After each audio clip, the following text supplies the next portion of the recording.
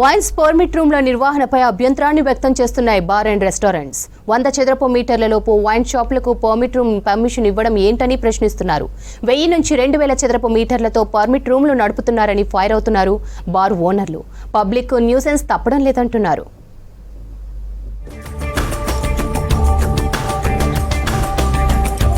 స్టేట్లో ఇన్కమ్ వచ్చే ఆదాయ వనరుల్లో ఎక్సైజ్ డిపార్ట్మెంట్ ఒకటి.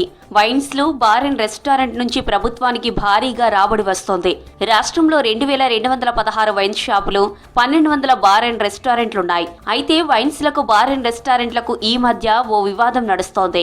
వైన్స్లు పర్మిట్ రూముల నిబంధనలు ఉల్లంఘిస్తున్నారని, ఈ విషయంలో ఎక్సైజ్ శాఖ సైలెంట్ గా ఉంటుందని ఆరోపిస్తున్నారు బార్ ఓనర్స్. వైన్స్ లో పర్మిట్ రూమ్ ఉల్లంఘనపై ఎక్సైజ్ శాఖ కార్యాలయంలో పలుమార్లు ఉన్నతాధికారులను కలిశానన్నారు బార్ ఓనర్స్.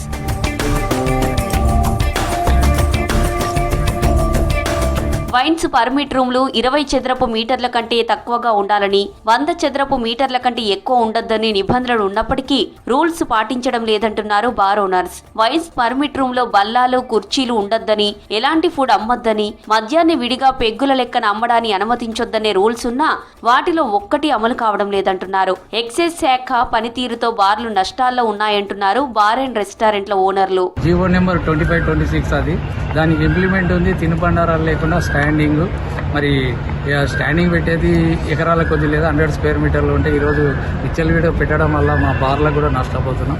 కానీ ఆ రూల్ ఇంప్లిమెంట్ చేస్తే బార్ వాళ్ళు, ఇక్కడ వైన్ షాపుల వాళ్ళు అన్యాయం కాదు, బార్ వాళ్ళకు, వైన్ షాపులకు న్యాయం జరుగుతుందని రిప్రజెంటేషన్ అనేది జరిగింది.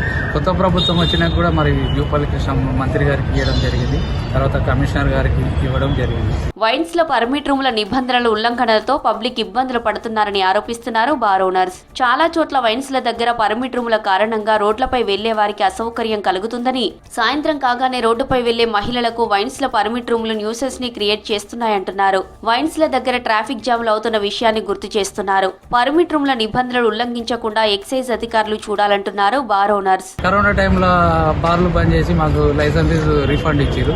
ఇప్పుడన్నా మేము కూడా ఈ టెన్షన్ పడదానికన్నా ఎలక్షన్ పోయేంత వరకు బార్లు స్వచ్ఛందంగా బంద్ చేస్తాం.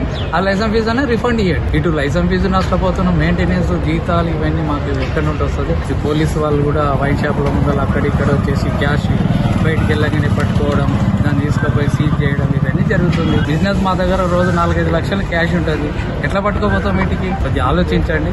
మేము నష్టాలను, మేము దొంగలను వ్యాపారం చేస్తున్నాం గవర్నమెంట్ కాబట్టి. నిబంధనలను అతిక్రమిస్తున్న వైన్ షాపుల పర్మిట్ రూమ్లను క్లోజ్ చేయాలని డిమాండ్ చేస్తున్నారు బార్ ఓనర్స్. నిబంధనల మేరకే వైన్స్ పర్మిట్ రూమ్లను కొనసాగించేలా ఎక్సైజ్ శాఖ అధికారులు చూడాలంటున్నారు.